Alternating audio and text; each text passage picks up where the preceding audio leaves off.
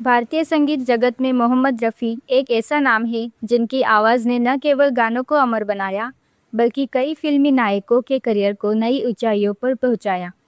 24 दिसंबर 1924 को पंजाब के कोटला सुल्तान सिंह में जन्मे रफ़ी साहब ने गायकी के हर रंग को इतनी शिद्दत से जिया कि उनकी आवाज़ हर अभिनेता के चेहरे पर बिल्कुल फिट बैठती थी।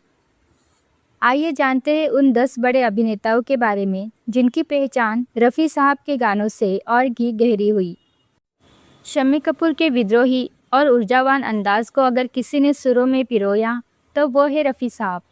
ए गुलबदन जैसे गानों में उन्होंने अपनी गायकी का लहजा शम्मी कपूर की अदाकारी के हिसाब से इस कदर बदला कि आज भी लोग मानते हैं कि शम्मी कपूर की असली आवाज़ रफ़ी साहब ही थे। वैसे तो बिस्वजीत के लिए हेमंत कुमार ने कई गाने गाए, लेकिन फिल्म मेरे सनम के गाने पुकारता चला हूँ मैं, उसमें रफ़ी साहब की सुरीली आवाज़ ने बिस्वजीत को एक अलग ही पहचान दी। ही मैन धर्मेंद्र के फिल्मी सफ़र की शुरुआत से लेकर उनके आखिरी दौर तक रफ़ी साहब उनके साथ रहे। जाने क्या ढूंढती रहती है जैसे दर्द भरे गीतों से लेकर उनकी आखिरी रिकॉर्डिंग तू कहीं आसपास है दोस्त तक, ये साझेदारी बेमिसाल रही। देव साहब की सदाबहार पर्सनालिटी को रफ़ी साहब के गीतों ने और भी निखारा। हम बेखुदी में तुमको पुकारे चले गए जैसे दार्शनिक गीतों में रफ़ी साहब की आवाज़ ने देव आनंद के चांद को पर्दे पर जादू की तरह बिखेरा।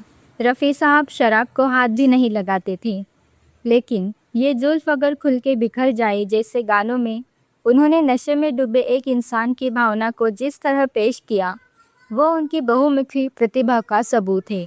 रफ़ी साहब सिर्फ नायकों के लिए ही नहीं बल्कि कॉमेडियन के लिए भी अपनी आवाज़ बदलने में माहिर थे।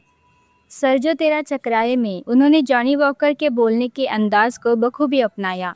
60 के दशक के चॉकलेट हीरो जॉय मुखर्जी के लिए मुझे देखकर आपका मुस्कुराना जैसे रोमांटिक गीतों में रफ़ी साहब की आवाज़ ने एक अलग ही आकर्षण पैदा किया। ट्रेजेडी किंग दिलीप कुमार के लिए मधुबन में राधिका नाचे रे जैसा शास्त्रीय गीत गाना रफ़ी साहब के बस की ही बात थी। इस गाने के लिए दिलीप कुमार ने खुद सितार बजाना सीखा ताकि वो रफ़ी साहब के सुरों के साथ न्याय कर सके। कपूर खानदान के सबसे छोटे लाडले शशि कपूर के लिए भी रफ़ी साहब ने तुम बिन जाऊँ कहा जैसे कई यादगार गाने गाए जिनमें शशि कपूर की चंचलता साफ झलकती है। रफ़ी साहब की खासियत ये थी कि वो जिस अभिनेता के लिए गाते थे उसकी चाल ढाल और बोलने के लहजे को अपनी आवाज़ में उतार लेते थे। अगर आप रफ़ी साहब को सच्चे दिल से मानते हैं तो इस वीडियो को लाइक ज़रूर करें, क्योंकि आवाज़ें तो बहुत हुई लेकिन रफ़ी जैसी रूहानी आवाज़ सदियों में एक बार ही आती है।